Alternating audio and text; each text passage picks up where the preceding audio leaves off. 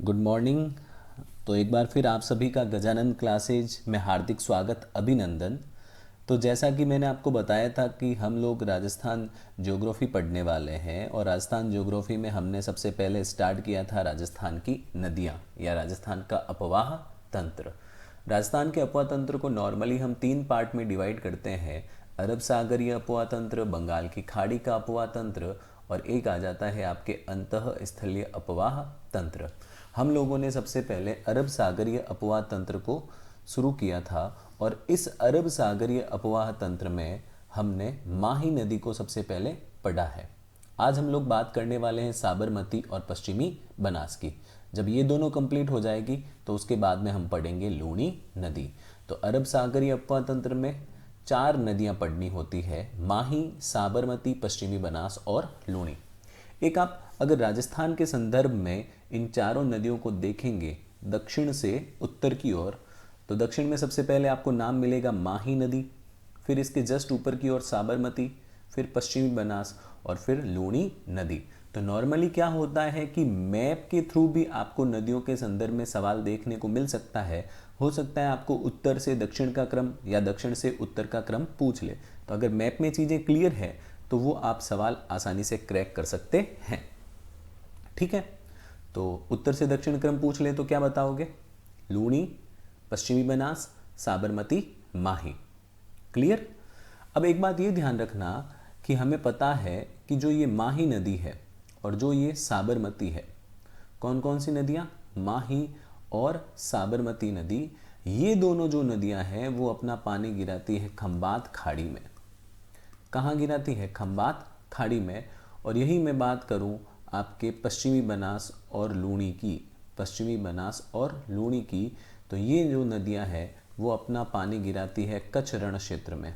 कहाँ गिराती है? कच्छ रण क्षेत्र में। आपको पता ही है कि अगर हम गुजरात का मैप देखें कुछ इस तरीके का है, तो ये जो डॉट डॉट वाला क्षेत्र है, ऊपर वाला भाग, ये वाला पार्ट क्या है? आपके कच्छ का और रण है ना, ये वाला पार्ट क्या है? कच्छ रण। और यही मैं थोड़ा नीचे की ओर देखूं तो ये जो पार्ट दिख रहा है, ये वाला पार्ट है आपके खंबात की खाड़ी। ये क्षेत्र कौन सा है? खंबात की खाड़ी। ठीक है, तो कच्छ रण और खंबात की खाड़ी की लोकेशन अपने दिमाग में क्लियर होनी चाहिए। तो नीचे वाली दोनों नदियां माही और साबरमती पानी कहाँ गिराएगी? खंबात की खाड़ी। ऊपर वाली दोनों नदियां लूणी और पश्चिमी बनास अपना पानी कहाँ गिराएगी? कच्छ रण क्षेत्र में।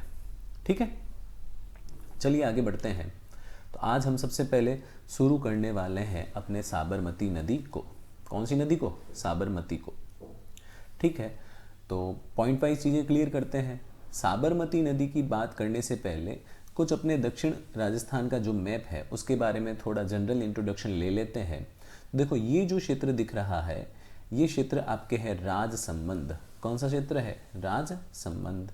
फिर ये वाला उदयपुर, इधर डूंगरपुर, फिर बांसवाड़ा, फिर प्रतापगढ़ और फिर चित्तौड़गढ़।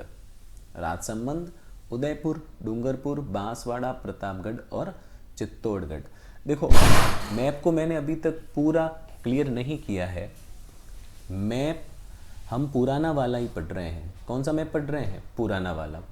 पुराना वाला क्यों पढ़ रहे हैं? क्योंकि अभी तक एग्जाम में ओल्ड पैटर्न का जो मैप है उसी से रिलेटेड सवाल आ रहे हैं। आरएस प्री के पेपर में भी देखिएगा कि जो सवालों का ऑप्शन था जिलों से रिलेटेड, उसमें लिखा हुआ था अविभाजित अविभाजित। तो अभी अपने को नई चीज़ों को कनेक्ट करने की आवश्यकता नहीं है। क्लियर हो गई बात? तो ये चीज़ें आप थोड़ी सी ध्यान में रखिएगा। तो ये जिले आपके दिमाग में क्लियर है। तो अब हम पढ़ते हैं साबरमती नदी को।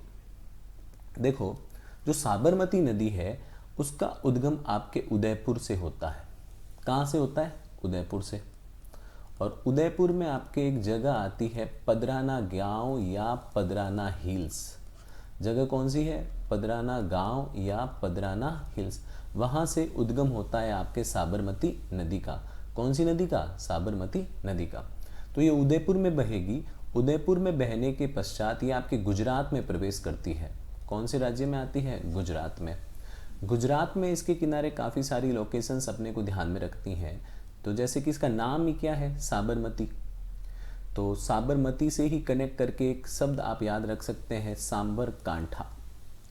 एक लोकेशन गुजरात में आएगी, सांबर कांठा। थोड़ा आगे जाओगे तो साबरमती, उसके बाद में बड़ी जगह है कौन सी, अहमदाबाद।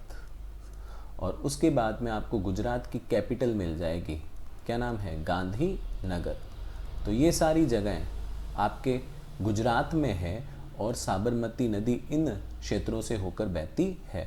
और सबसे लास्ट में मैंने आपको क्या बताया था कि जो गांधी नगर है उसके बाद में हम देखते हैं कि जो अपनी साबरमती नदी है वो अपना पानी खंबात की खाड़ी में गिरा देती है। कहाँ गिराती है, खंबात खाड़ी में। राजस्थान की दो नदियाँ कौन कौन सी है, सबसे दक्षिण में कौन सी, माही, उसके ऊपर कौन सी, साबरमती। तो ये दोनों नदियाँ अपना पानी कहाँ गिरा रही है, खंबात की खाड़ी में। अभी पहले पढ़ा था ना, तो ये लोकेशन ध्यान रखना। खंबात की खाड़ी से कितनी नदियों को कनेक्ट करना है, दो, माही, साबरमती। ठीक है, तो उद्गम वाला पॉइंट आपके क्लियर है। उद्गम कहाँ से होता है, उदयपुर में। उदयपुर में भैया जगह कौन सी है, पदराना हिल्स। कौन सी जगह है, पदराना हिल्स। संगम कहाँ हुआ, खंबात की खाड़ी में। पानी कहाँ गिरता है, खंबात की खाड़ी में। और ये खंबात की खाड़ी पार्ट किसका हो गया, अरेबियन सी का, अरब सागर का। अपवाह क्षेत्र देखें तो मुख्य रूप से दो राज्यों में मिलेगा। दो राज्य कौन से, राजस्थान और गुजरात। राजस्थान और गुजरात। आपको ये ध्यान रखना है कि राजस्थान में कौन सा जिला हो जाएगा अपने, उदयपुर वाला पार्ट। राजस्थान में कौन सा जिला है, उदयपुर वाला पार्ट। अब लंबाई की बात करें तो इस नदी की लंबाई लगभग 416 किलोमीटर है और राजस्थान में इसकी लंबाई लगभग 45 किलोमीटर है। कितना किलोमीटर है राजस्थान में, 45। देखो, नदियों की लंबाई से रिलेटेड सवाल एग्जाम में बहुत कम आते हैं। बस एक जनरल आइडिया होना चाहिए कि नदी की लंबाई टोटल कितनी है और राजस्थान में कौन से क्षेत्र से और कितना प्रवाहित हो रही है। इसके बाद में अगर आप साबरमती को देखोगे तो साबरमती में दो इम्पोर्टेंट सवाल और बन जाते हैं। अब वो दो इम्पोर्टेंट सवाल कौन से हैं, देखो, दो जल सुरंगें आपको साबरमती से कनेक्ट करनी है। एक का नाम है आपके सेई जल सुरंग, क्या नाम है, सेई जल सुरंग। और दूसरी है आपके मानसी वाकल। दूसरी कौन सी है, मानसी वाकल। वैसे ये दोनों नाम, दोनों क्या, तीनों नाम कह दीजिए, एक तो सेई, एक मानसी वाकल, है ना, ये आपके सहायक नदियां हैं। किसकी सहायक नदियां हैं, साबरमती की। ठीक है, तो सेई जल सुरंग की बात करते हैं तो सेई जल सुरंग आपके उदयपुर में स्थित है। कहाँ स्थित है, उदयपुर में। ये मान लीजिए आपके सेई जल सुरंग है, तो ये जो सेई जल सुरंग है इसके द्वारा जो जवाई बांध है अपने, कहाँ है, पाली में। कहाँ है, पाली में। उसको जलापूर्ति की जाती है। क्या की जाती है, जलापूर्ति। तो बहुत सिंपल सा पॉइंट है, सेई जल सुरंग की लोकेशन क्या हो गई, उदयपुर। लोकेशन क्या हो गई, उदयपुर। अब इसका काम क्या है, जलापूर्ति करना। जलापूर्ति करना। अब ये जलापूर्ति किसको कर रही है, जवाई बांध को। किसको कर रही है, जवाई बांध को। जब भी जवाई बांध में पानी की कमी होती है तो सेई जल सुरंग जो उदयपुर में स्थित है उसके द्वारा इसे जलापूर्ति की जाती है। जवाई बांध की लोकेशन पाली। देखो, जवाई बांध को मारवाड़ का अमृत सरोवर कहा जाता है। यहाँ पर जवाई लेपर्ड भी है। अपने कटरीना कैफ, विक्की कौशल घूमने आए थे, उसके बाद में जगह और हाईलाइट हो गई। तो ध्यान रखो चीज़ों को, ठीक है। उसके बाद में मानसी वाकल की बात करें तो मानसी वाकल भी आपके उदयपुर में है।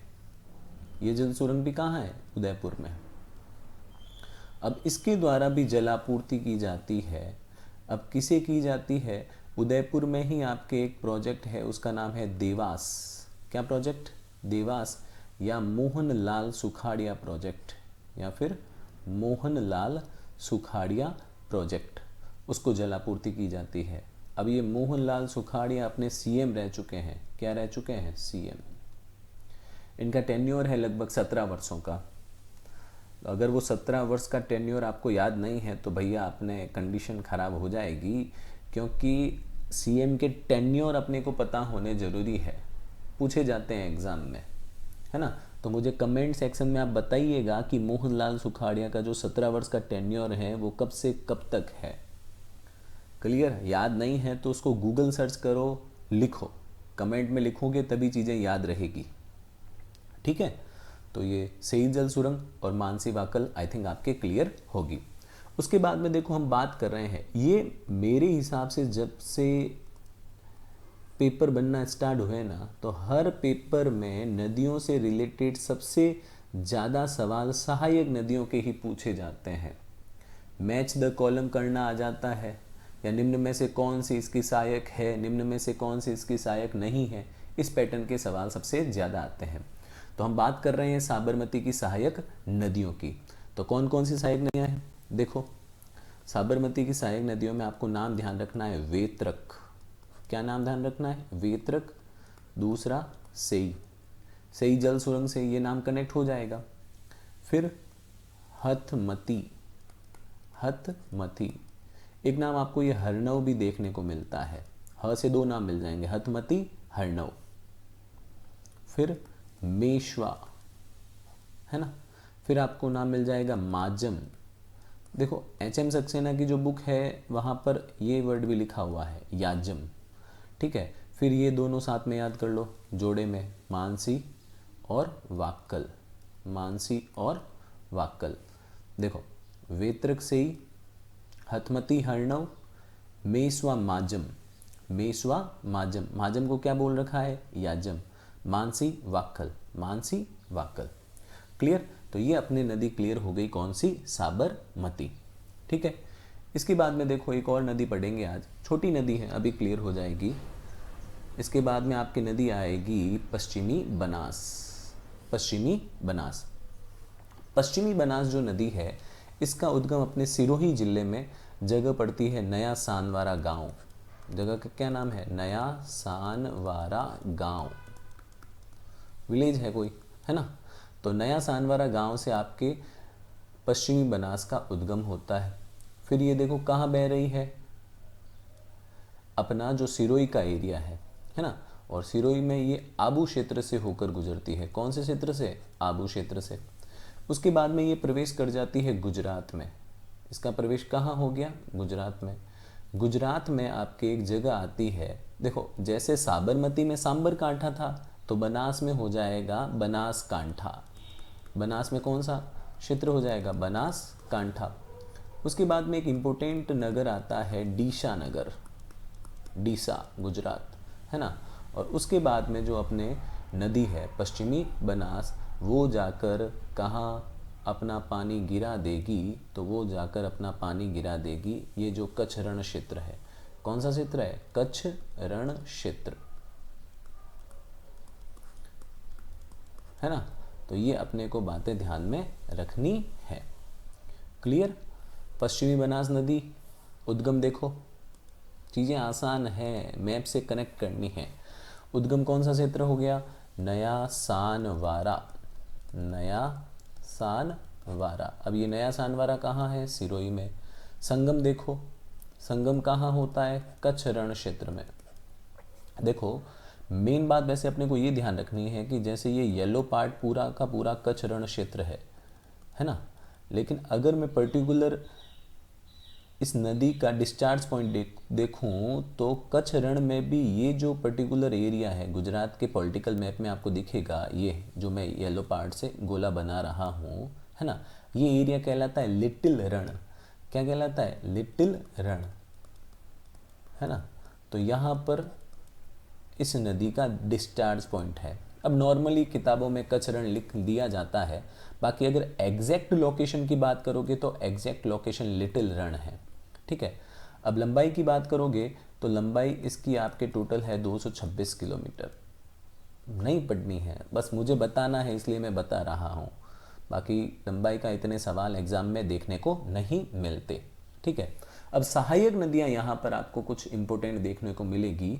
तो यहाँ पर एक आपको सहायक नदी मिलेगी जिसका नाम है सूकली या सीपू, सूकली या सीपू। ये नाम अच्छे से ध्यान रखना क्योंकि लूणी पढ़ेंगे वहाँ पे एक शब्द मिलेगा सूकड़ी, तो यहाँ पे डी नहीं है, क्या है, ली, सूकली या सीपू। और एक आपको नाम मिलेगा कुकड़ी। क्या नाम मिलेगा, कुकड़ी। तो ये दो नदियाँ ध्यान रखनी है, सूकली या सीपू और कुकड़ी। ये सीपू भी इंपॉर्टेंट है क्योंकि हम आगे एक नदी पढ़ेंगे जिसका नाम मिलेगा आपको सीप। क्या नाम मिलेगा? सीप। तो कन्फ्यूजन थोड़ा सा ज़्यादा क्रिएट हो सकता है, तो पहले एक एक चीज़ को अच्छे से रट लो, बार बार पढ़ोगे तो वो दिमाग में बैठ जाएगी। सहायक नदियाँ पहली कौन सी है? साथ में बोलो, सूकली या सीपू। सूकली या सीपू। दूसरी कौन सी है? कुकड़ी। दूसरी कौन सी है? कुकड़ी। क्लियर? तो आई थिंक चीज़ें आपको बहुत अच्छे से क्लियर हुई होगी। तो कोशिश कीजिए कि इन चीज़ों को मैप के थ्रू पढ़िए, बार बार रिपीट कीजिए। देखो, दिमाग में ये बात बैठा लो कि एक बार चीज़ें पढ़ने से याद नहीं हो पाएगी। हो सकता है कि आपको चीज़ें समझ में तो आ गई है, लेकिन उसको आपको लंबे टाइम तक मेमोरी में रखना है, तो आपको चीज़ों को बार बार क्या करना पड़ेगा? रिपीट करना पड़ेगा। कोशिश कीजिए एक एक लाइन को 4 से 5 बार पढ़िए, अच्छे से समझिए, चीज़ें अपने आप याद हो जाएगी। बस आपको बार बार क्या करना है? रिपीट करना है। ठीक है? तो thank you for watching this channel. और हमारा प्रयास आपको अगर अच्छा लग रहा है तो इस चैनल को सब्सक्राइब कीजिए, अपने दोस्तों के साथ शेयर कीजिए, और विश्वास कीजिए हम कोशिश करेंगे कि आपकी सारी की सारी जो प्रॉब्लम्स हैं स्टडी रिलेटेड, उनको हम कवर कर पाएँ। ठीक है? तो thank you for watching this channel. Okay, bye.